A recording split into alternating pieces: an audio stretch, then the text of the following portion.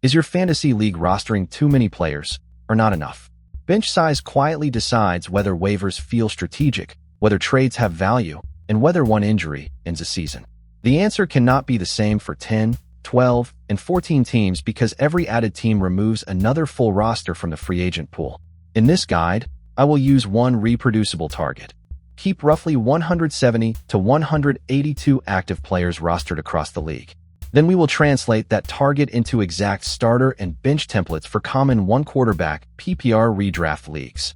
These are editorial recommendations, not universal platform defaults. Here is the model.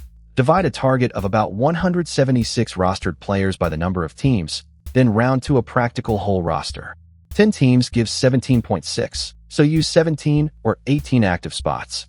12 teams gives 14.7, so use 15. 14 teams gives 12.6, so use 13. Injured reserve slots stay outside this draft day active total because they begin empty. This is not a claim that 176 is magic. It is a control point that keeps the league-wide player pool similar as team count changes. You can then move one slot between starters and bench without destroying the waiver environment. Here is the quick answer. In a 10-team league, start 10 and use 7 bench spots for 17 active players per team, or 170 league-wide. In a 12-team league, start 9 and use 6 bench spots for 15 active players per team, or 180 total. In a 14-team league, start 8 and use 5 bench spots for 13 active players per team, or 182 total. Add 2 injured reserve slots to every format, but do not count them as normal draft picks. Notice the pattern. Bigger leagues use fewer slots per team because the league itself already creates depth. The waiver wire stays comparably difficult instead of collapsing. 10-team leagues need more starters and a deeper bench because the NFL player pool is spread across fewer managers. My template starts 1 quarterback, 2 running backs, 3 wide receivers, 1 tight end, 2 flexes, and 1 defense or kicker slot for 10 starters, then adds 7 bench spots. If your league uses both kicker and defense, add the second specialist but reduce the bench to 6 so the total stays 17. The third receiver and second flex stop every lineup from becoming an automatic collection of stars. 7 bench spots give room for upside picks, but 170 active players league-wide still leaves useful waiver decisions. Add 2 injured reserve slots for temporary flexibility. 12 teams are the balanced default. Start 1 quarterback, 2 running backs, 2 receivers, 1 tight end, 2 flexes, and 1 defense for 9 starters. Then add 6 bench spots. That creates 15 active players per team and 180 across the league. Prefer 3 starting receivers? Replace 1 flex with a receiver. The active total does not change. Use a kicker? Either make the lineup 10 starters and the bench 5, or accept a slightly deeper 192-player pool with 16 active spots. My preference is to preserve the 15-slot total because it keeps waiver bids meaningful while still giving every manager enough injury and bye-week coverage. Add 2 IR slots. 14-team leagues already create scarcity, so protect the waiver wire. Start 1 quarterback, 2 running backs, 2 receivers, 1 tight end, 1 flex, and 1 defense for 8 starters, then use 5 bench spots. That is 13 active players per manager and 182 league-wide. If you add a kicker, trim the bench to 4 or accept a slightly deeper format.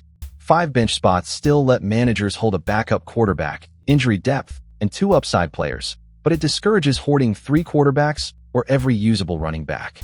Add 2 IR slots and enforce normal roster limits even when a player becomes ineligible for IR, so the league does not gain hidden bench space. Bench size is not only a number, it chooses the kind of league you run. A shallow bench creates active weekly streaming and makes injuries easier to replace, but managers have less reason to trade. A deep bench rewards draft preparation and long-range stashes, but casual managers may feel trapped after injuries because no useful starters remain. The balanced middle keeps both systems alive. A manager can win a waiver bid, yet a team with excess running back depth still has something valuable to trade. If your group loves transactions, move 1 slot from bench to the starting lineup. If your group loves prospects and long-term evaluation, add 1 bench spot and announce that waivers will be thinner. Change the base model when the format changes. Superflex adds a quarterback-capable starting slot. Do not simply bury the extra demand on the bench. Best ball needs 2 to 4 additional bench spots because depth contributes automatically, and there are no weekly lineup decisions. Individual defensive players create a separate player pool. So add the required IDP starters and enough bench space to cover those positions rather than forcing them into the offensive target. If the league has no injured reserve, add one bench spot. If you start 3 receivers, replace a flex, or add 1 starter while watching the league-wide total. The formula is a baseline, not a reason to ignore how players actually score. The final blueprint is simple: 17 active spots in a 10-team league, 15 in a 12-team league, and 13 in a 14-team league. Add 2 injured reserve slots to each. Within those totals, give 10-team leagues more starters, let 12-team leagues balance starters and bench, and keep 14-team benches tight enough to preserve waivers. If you use both kicker and defense, move a slot from bench instead of expanding automatically. Then review the results after 1 season.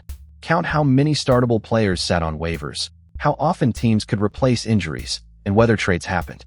What size is your league, and how many bench spots does it use? Comment below and subscribe to Fantasy Football Blueprint.